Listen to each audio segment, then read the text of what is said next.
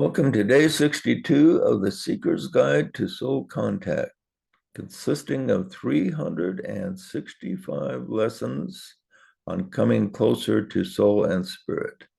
Today's theme is I will rise above emotional thinking.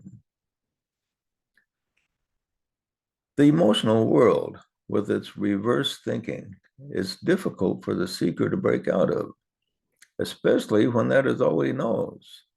He's a little like a fish that's been surrounded by water all his life. It's not even aware of the water and his dependence on it.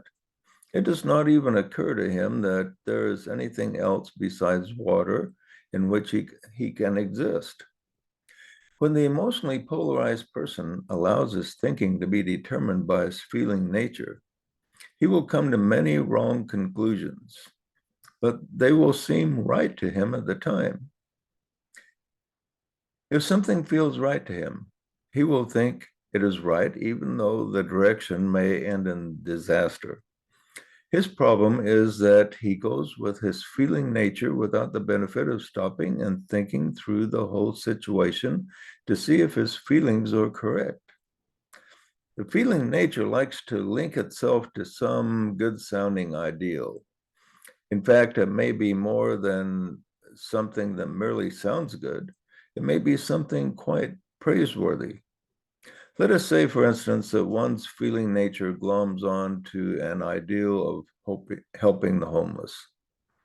That is fine and good, but suppose that this consumes him so much that he gives so much time and money that his own family is neglected, and his spouse leaves him, and his kids are emotional wrecks. Any ideal pursued without the cooperation of mind and reason can and usually does backfire on the individual. We as a nation have made this same mistake by pursuing ideals that feel good to us, but without the application of reason.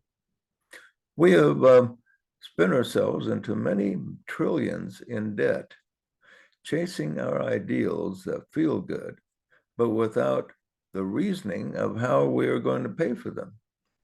The feeling nature never considers the day we may have an explosive collapse that could send all of our ideals out the window. When the feeling person stuck in a reflected reverse world promotes his ideal and is met with reasoning that challenges his end result, he often gets agitated and accuses the challenger of being against his ideal, such as, say, helping the homeless. The thinker may want to help the homeless as much as the feeling guy, but just has a different way of going about it. We have many strong divisions in the world today. Some of them are caused by the clash of two ideals, both sides supported by reverse thinking through feeling, but others are caused by challenges to ideals by those who apply thought and reason.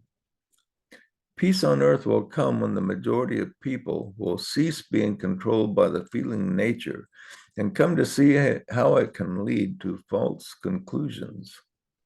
By lifting themselves up to the realm of thought and reason, a people can learn to peacefully coexist, even though different opinions still persist. The seeker must learn to step free of the control of his thoughts by the feeling self. Incorporating elements of the mind will not take him directly to soul contact, but it is a step that must be taken. The seeker must step out of himself, be the observer, and figure out how he can achieve his ideals on one hand without creating disaster on the other.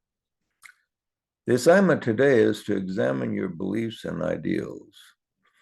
Do you have religious beliefs that feel right but are not logical? How about your political beliefs?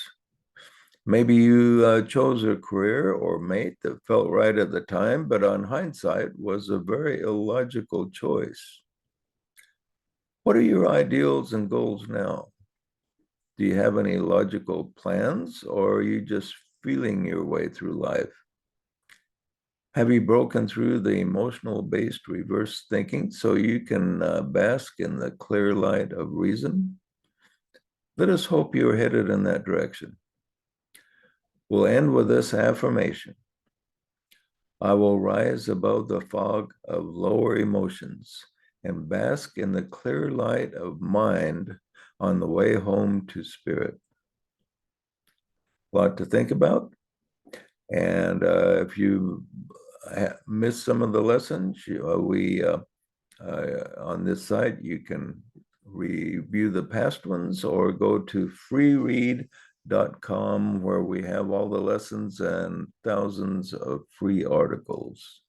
See you tomorrow.